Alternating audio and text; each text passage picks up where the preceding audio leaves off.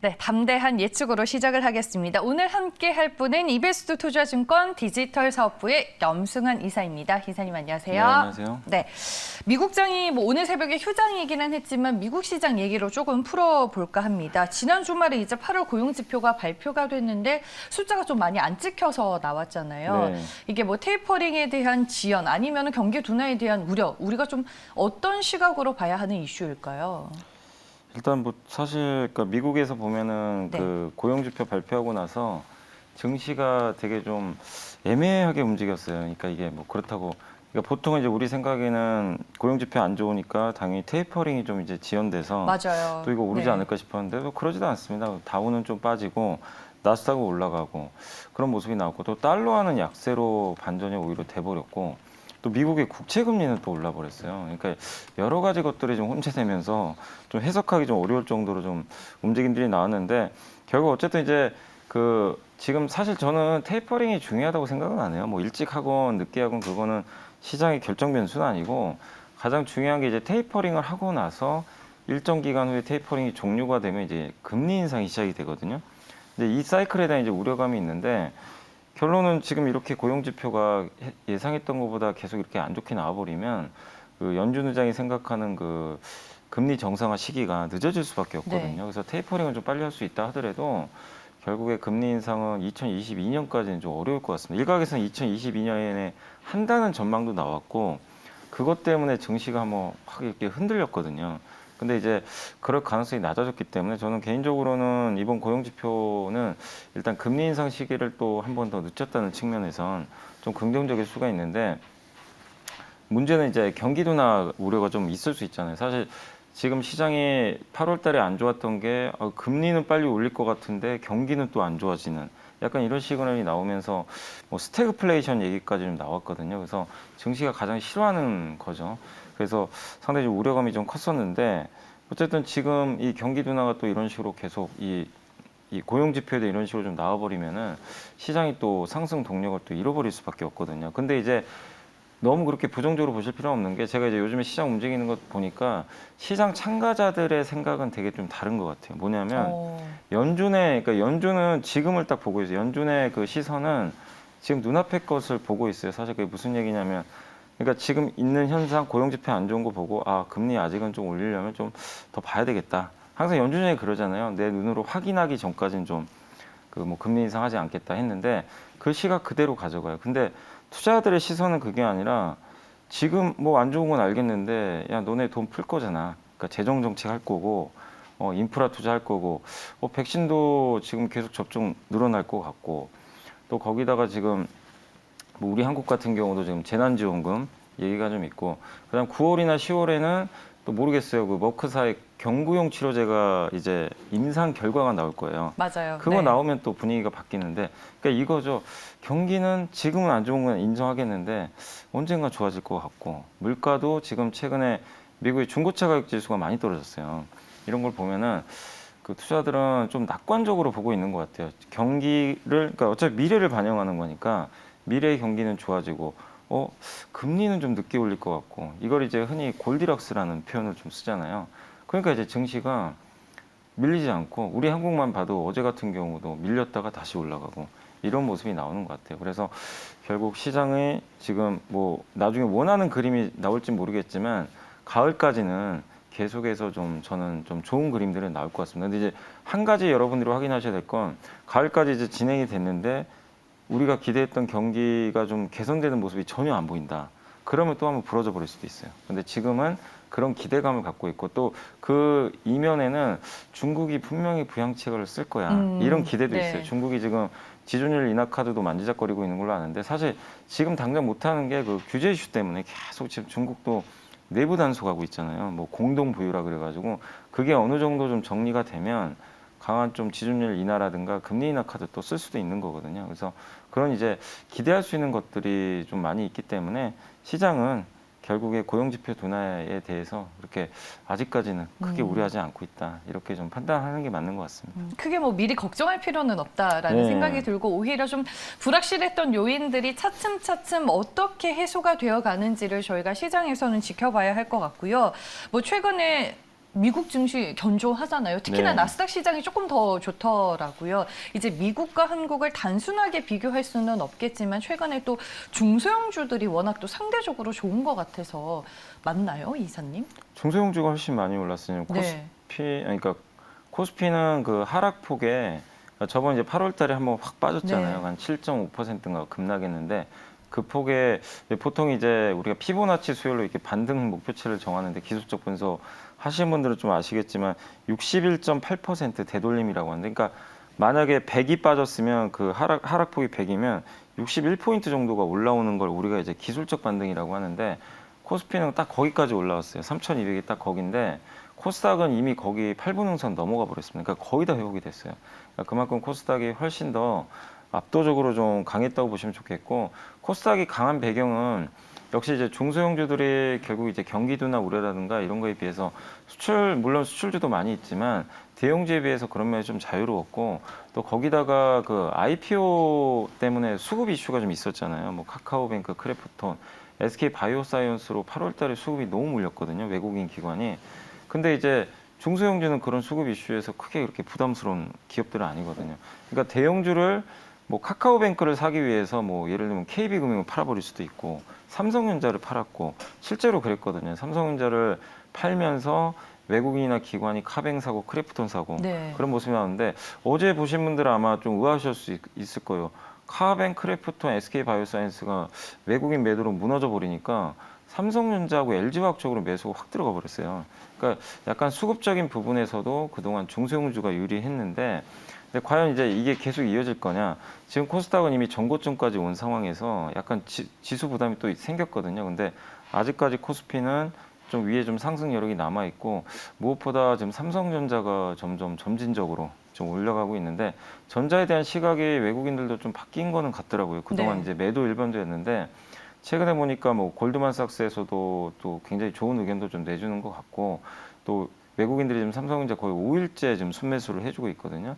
그러니까 이런 걸 본다라면은 대형주 쪽으로도 지금 매기가 이제 외국인들이 조금씩 바꿔가는 그런 모습들이 좀 나오고 있는 것 같습니다. 그래서 그동안 이제 너무 그 중소형주 일변도의 상승이었다면 이제 9월은 조금 더 분위기가 좀 바뀌어서 대형주도 좀 이렇게 그 중소형주와의 갭을 메꾸는 그런 흐름이 좀 나오고 있는 게 아닌가라고 좀 생각을 합니다. 아, 중소형주 다음에 이제 대형주 차례 네. 결국에는 골고루 좀 잘 갈 수 네. 있는 9월 시장을 기대해 볼 수 있을 것 같습니다. 이제 업종과 섹터로 들어가서 하나하나씩 저희가 이슈와 모멘텀을 좀 들여다볼까 하는데 8월에 고배당주 개념으로 이제 증권이랑 보험 업종을 그때 소개를 해주셨는데 아니 우리가 잊고 지내는 동안 증권주들이 다 신고가 패턴이었더라고요. 제가 몰랐어요. 상대적으로 다른 업종에 비해서 흐름이 좋았던 건 결국에는 배당 때문이에요. 네. 네. 그러니까 이게 예전에 그러니까 경험이 많으신 분들은 네. 아마 증권주 이번에 아마 수익 못 내셨을 것 같아요. 왜냐하면 증권주는 약간 이제 예전부터 그런 게 있어요. 시장이 무조건 좋아야 돼요. 무조건 좋고 거래대금 늘어날 때 증권주가 핫하고 지금 8월 달만 보면은 증권주가 갈 수가 없어요. 그러니까요. 옛날 생각하면. 네. 근데 이제 예전에 증권주가 사실 아니거든요. 그러니까 근데 보면요. 키움증권은 또 안 가요. 무슨 얘기냐? 거래대금에 굉장히 밀접하잖아요. 미래에셋 증권도 잘 안 갑니다. 그러니까 브로커리지 비중이 좀 높은 기업들은 좀 안 가는데 그 반대로 물론 이제 대부분 다 이 뭐 매매 수수료나 신용 이자 이런 게 비중이 어느 정도 되지만 그게 압도적으로 높은 회사가 있고 약간 비중이 이렇게 높지 않은 기업들이 있어요. 근데 대표적인 게 바로 그때도 한번 언급드린 삼성증권 같은 기업들은 이게 수익원이 되게 다변화돼 있고 또 IB라 그러죠. 우리 뭐 이렇게 카카오뱅크라든가 이런 것도 IPO 할 때 그런 것도 이제 중간에서 수수료 이제 수취를 좀 하는 이제 중개 역할을 하는 이제 그런 IB 사업이 좀 강자들이 어떻게 보면 이번 장에서 되게 좀 좋았던 것 같고 그리고 대표적으로 삼성증권이 이번에 신고가 났던 것도 전 증권사 중에서 이제 대형 증권사 통틀어서 배당 수익률이 제일 높았어요. 뭐 거의 한 8%까지 갔었어요.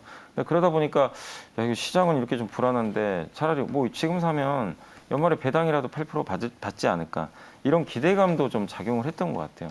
그래서 소리 소문 없이 삼성증권이 이렇게 조용히 또 신고가를 내는 모습이 나왔는데 그만큼 예전과 다르다고 보시면 좋을 것 같아요. 그러니까 증권주가 됐건 어느 업종이든 간에 그 안에서도 이제 어느 비중이 좀 높냐 이거에 따라서 되게 색깔들이 좀 달리 나올 수 있는데 근데 이렇게 또 보시면 돼요. 만약에 이제 9월, 10월에 갑자기 거래대금이 막 붙기 시작해요. 그럼 당연히 또 키움증권이 가겠죠. 그동안 못 갔었던 예, 증권주들. 예. 네. 그런 식으로 여러분들이 그때그때 이제 그 시장의 색깔마다 이렇게 같은 업종인데도 되게 다른 움직임이 나올 수 있으니까 이렇게 보시고, 증권업종 같은 경우는 어쨌든 지금 갖고 계신 분들은 아마 배당 수익률 이상이 나오셨을 거는 같아요. 그런 분들은 일부 챙기셔도 되죠. 뭐 사실 뭐 배당 이상은 나왔으니까.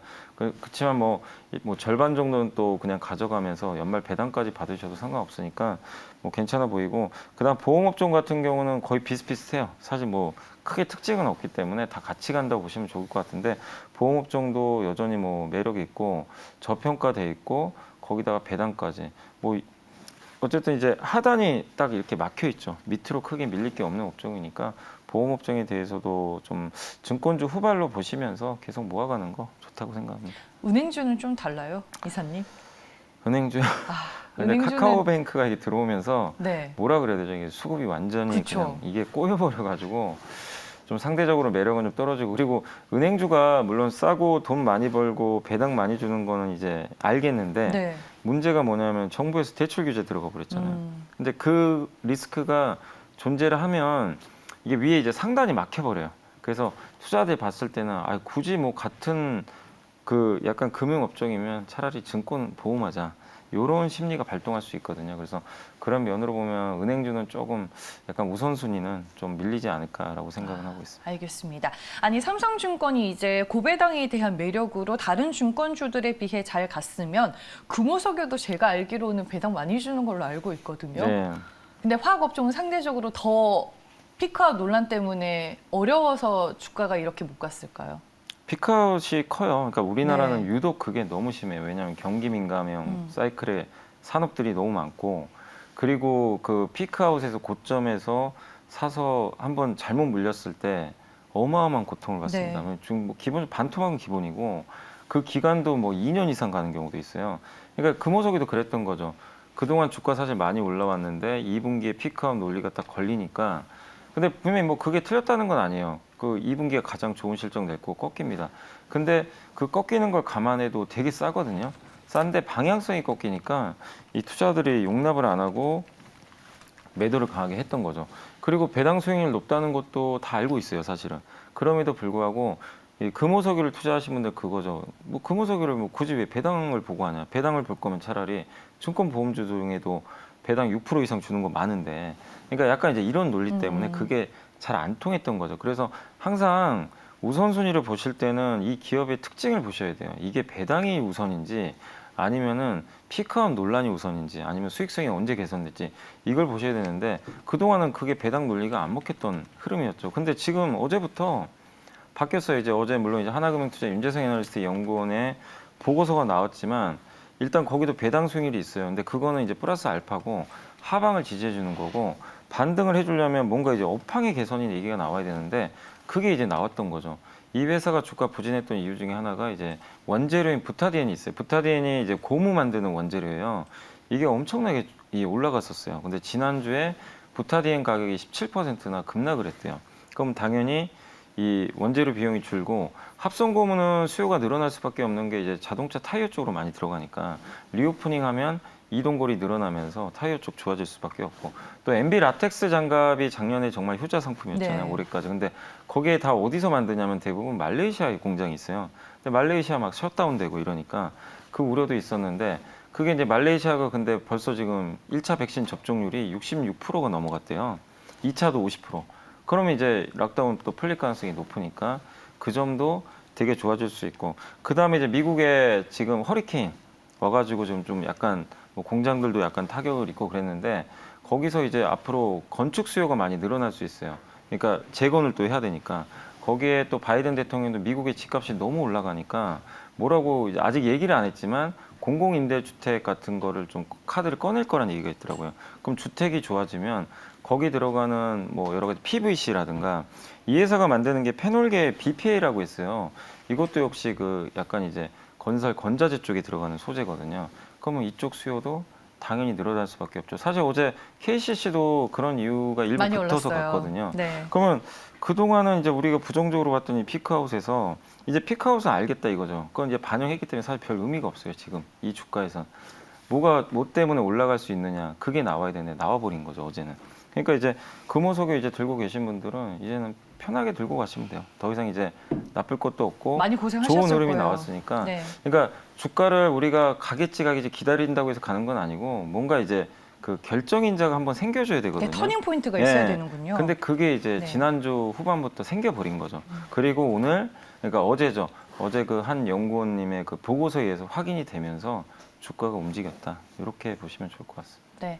뭐 화학 애널리스트 1위를 하시는 분의 리포트는 또 위험이 남다른 것 같습니다. 일단 화학 업종 좀 분위기가 개선되고 있는 것들이 하나둘씩 확인이 되고 있다라고 좀 긍정적인 얘기를 해주셨습니다.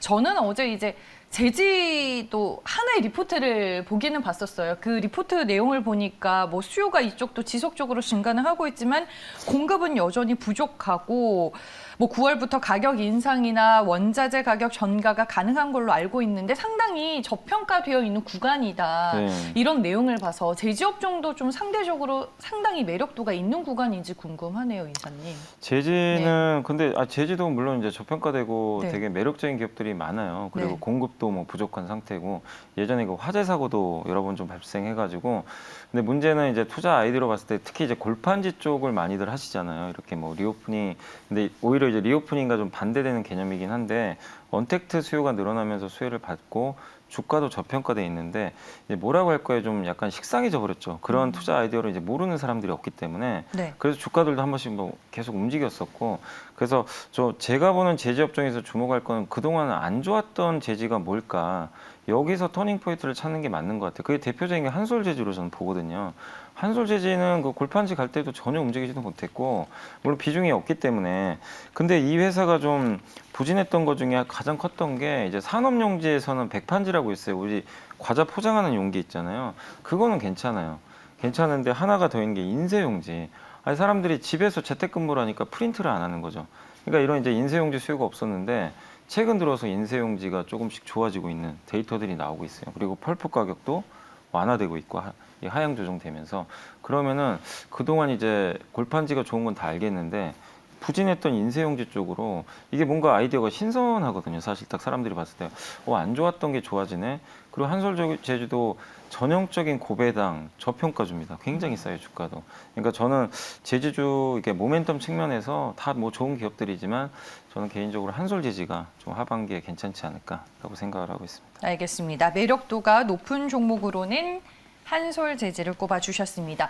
벌써 마지막 질문이 될 것 같습니다. 9월 시장 우리가 좀 공략해볼 만한 종목 얘기를 듣고 싶어요. 왜냐하면 8월에 지금 시청자분도 댓글을 달아주셨는데 자기 정말 우울증 걸릴 뻔한 시장이었다. 네. 많은 분들이 8월 시장에 어려움을 느꼈기 때문에 9월 시장에는 좀 어떻게든 계좌를 회복하거나 좀 수익을 얻기 위해서 많이들 노력을 하시는 것 같아요. 근데 네. 시장이 보니까 또 종목별 장세고 네. 또 이 업종과 섹터는 너무 빠르게 돌아가고 이러니까 좀 편안하게 좀 덜 오른 업종이나 뭐 종목 내에서 이제 하나 좀 픽하면 좋지 않을까라는 생각이 드는데 요즘에 또 낙폭 과대주들이 움직이고 있죠, 이사님. 네. 그래서 아니 이제 많은 분들이 8월에 네. 되게 힘들어 하셨죠. 네. 근데 뭐 그게 뭐 물론 종목을 잘못 선택했을 수도 있지만 어쨌든 뭐 저는 그게 뭐 여러분의 잘못은 아니고 그쵸. 뭐 네. 시장이 또 그렇게 네. 하필 또 IPO가 많았어요. 근데 그게 이제 다 끝나갔잖아요. 그렇기 네. 때문에 9월부터는 좀 너무 스트레스 받지 마시고 중요한 거는 내가 불편한 기업은 갖고 가지 마세요. 내가 갖고 있는데 좀 불편한 기업들보다는 확실히 내가 아는 기업으로 계속 압축하는 게 네. 맞는 것 같고 그게 뭐 10종목을 내가 잘 알면 상관없습니다. 10종목 가져가도. 근데 그중에 한두 개 불편하면 정리해서 또 좋은 걸로 갈아타는 게 맞는 것 같고요. 그리고 9월에 저는 좀 말씀드리고 싶은 게 좀 롯데정밀화학 좀 한번 오늘 좀 말씀을 드리고 싶은 게 롯데정밀화학 이제 예전부터도 제가 좀 좋아하던 저 화학업 주 중에 하나고 왜냐하면 이게 피크아웃 논란이 좀 자유로워요. 약간 얘가 만드는 이제 이 기업이 만드는 ECH라고 있거든요. 이게 에폭시 소지라고 하는데 에폭시가 어디 원료냐면 페인트 원료예요. 근데 아까도 제가 건설 쪽 말씀드렸잖아요. 네. 당연히 건설 쪽에 많이 들어갑니다. 특히 미국은 주택 지으면 이 페인트를 많이 하거든요. 한국과 좀 다르게 그렇기 때문에 수혜를 좀 많이 받을 수가 있어서 그래서 이 미국의 어떤 주택 건설 수요 급증에 좀 수혜가 일단은 좀 예상이 되고 또 암모니아 트레이딩합니다. 유통을 하는데 요새 수소 얘기하면은 이제 수소 연료 전지나 뭐 자동차 얘기만 하는데 중요한 건 수소를 이렇게 생산을 해서 운송하려면요. 암모니아라면서요. 부피가 너무 커서 안 돼요. 그래서 네. 암모니아로 바꿔줘야 돼요.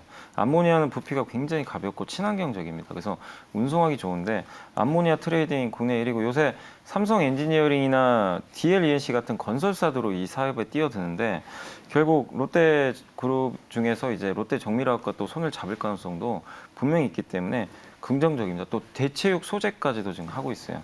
근데 PER도 뭐 5배 정도로 아마 오늘 그 대신증권에서 리포트가 아마 제가 오늘 나오는 걸로 지금 알고 있어요. 그러니까 한상원 애널이 네. 쓰나 보네요. 네. 어제 그 저녁에 이게 업데이트가 됐더라고요. 그래서 저는 뭐 원래부터 좀 좋게 보고 있었는데 목표 주가 12만 원 정도 잡았더라고요. 올렸는데 네. 그래서 주가도 저렴하고 모멘텀도 생겼기 때문에 한번 좀 9월 달에 부담 없이 접근해 볼 만한 기업이 아닌가라고 생각을 합니다. 알겠습니다. 저도 오늘 리포트 나오면 한번 읽어봐야겠습니다. 9월 시장에서 공략해볼 만한 종목으로 롯데정밀화학에 대한 포인트들까지 저희가 들어봤고요. 염이사님 이제 출근하셔야 되니까 저희가 보내드리도록 하겠습니다. 지금까지 이베스트 투자증권 디지털 사업부의 염승환 이사와 함께했습니다. 고맙습니다. 네, 감사합니다.